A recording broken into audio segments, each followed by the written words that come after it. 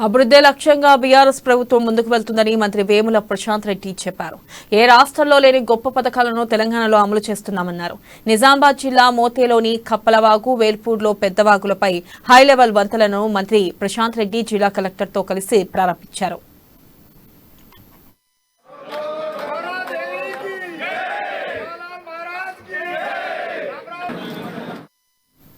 బెంగల్ మండలంలోని 50 లక్షలతో నిర్మించిన బంజారా భవన్ ను ప్రారంభించి సంతు సేవాలాల్ మహారాజ్ జయంతి వేడుకల సభలో పాల్గొన్నారు. అధికారికంగా నిర్వహించిన సేవాలాల్ జయంతి వేడుకల్లో జిల్లా కలెక్టర్, జిల్లా యంత్రాంగం పాల్గొన్నారు. సేవాలాల్ మహారాజ్ బంజారాల ఆరాధ్య దైవమని గుర్తించిన సీఎం కేసీఆర్ ఆ వేడుకలను అధికారికంగా జరిపేలా నిర్ణయం తీసుకున్నారని తెలిపారు.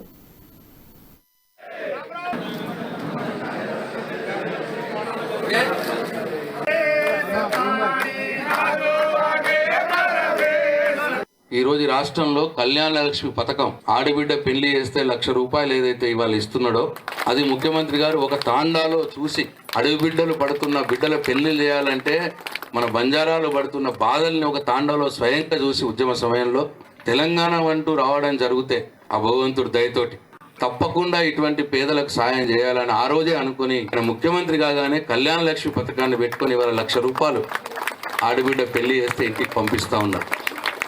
దేశంలో ఎక్కడ కూడా లేదు ఇటువంటి. ఇప్పుడిప్పుడే మనం చూసి కొద్దిగా కాపీ కొడుతున్నారు వేరే రాష్ట్రాలలో. ఒకరు 20,000, ఒకరు 30,000, ఒకరు 50,000.